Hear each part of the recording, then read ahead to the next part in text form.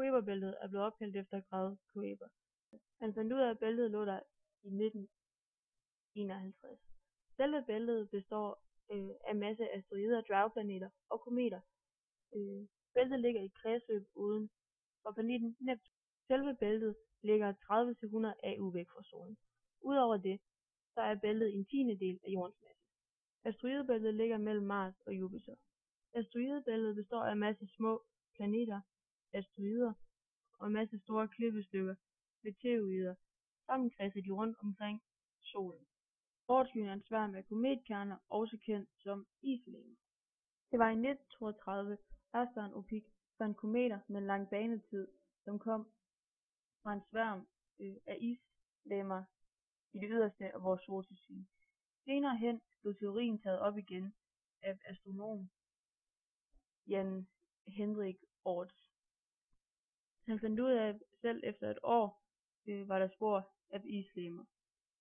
Udover dem var der opløst eller forsvundet ind i et andet. Ud fra det mener man, at der er en masse islegemer. Man mener også, at der er et stort område omkring ved solen, hvor islegemerne bliver opbevaret.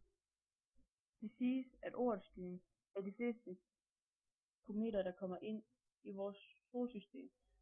Nogle af kometerne stammer også fra Kuiperbæltet. Vores solsystem består af 8 planeter: Merkur, Venus, Jorden, Mars, Jupiter, Saturn, Uran og Neptun. Solen er så kernen af hele vores solsystem.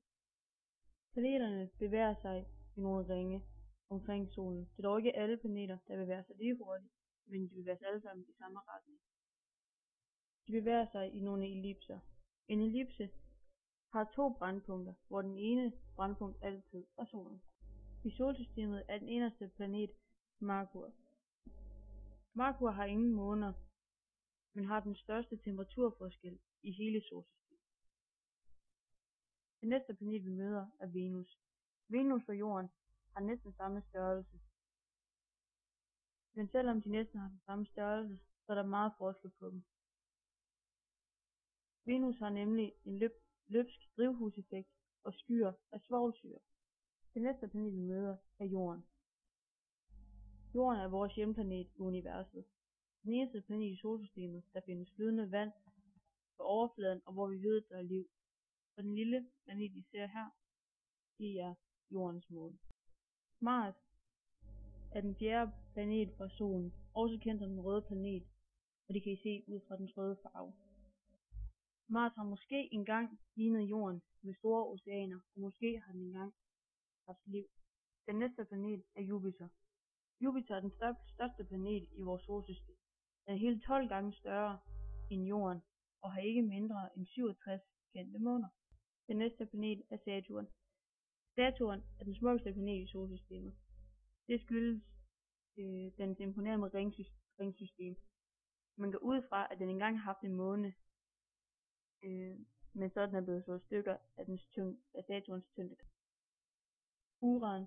Uran er den første planet i solsystemet, hvor man har fundet ud af, at selve rotationsaksen ligger ned, i stedet for, hvor de andre de ligger den her vej, så ligger den her vej. Den sidste planet i vores solsystem er Neptun. Neptun og Uran, de minder meget om hinanden. Ikke mindst på deres størrelse, men også på deres farve. Men Neptuns vejr er dog en lille smule anderledes. Det er ikke nær så kedeligt, som det vejr Uran har.